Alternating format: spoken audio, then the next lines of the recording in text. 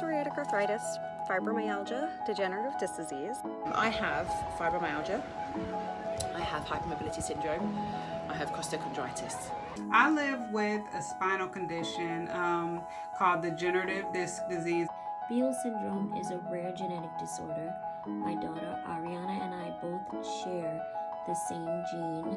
I was diagnosed with chronic pelvic pain at the age of 28, just after the birth of my first child, Annabelle. When I was giving birth to my son, it's an anal sphincter injury which has left me partially bowel incontinent.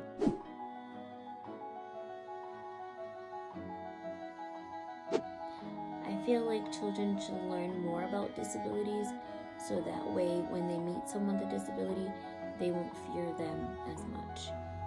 The more children are educated, the less they'll fear, and the more they'll be willing to interact with people. I made sure that I taught my son, first of all, before my illness started affecting me in the way that it does, because I didn't want him to be one of those children that maybe laughed at other people or didn't understand exactly what was going on.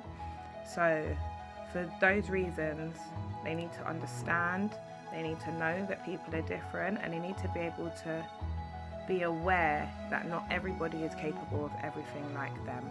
My daughter, we have a really, really lovely relationship and we're really open with each other, and she asks me questions all the time.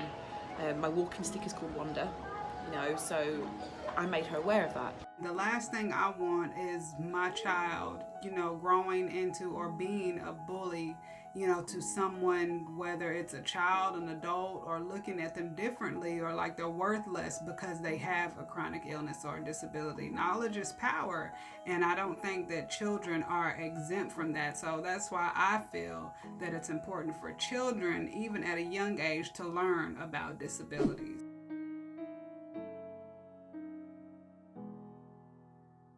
If you do have an illness or a disability, speak to somebody about it, as in family. Make them understand.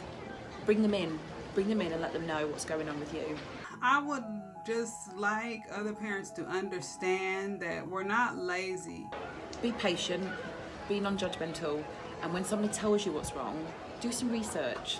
Actually do some research. Go online, everything's at our fingertips nowadays. Go online, have a little look.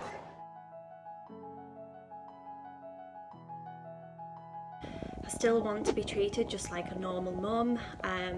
If I'm having a good day, I just want to be out the house, I just want to do the normal mum things.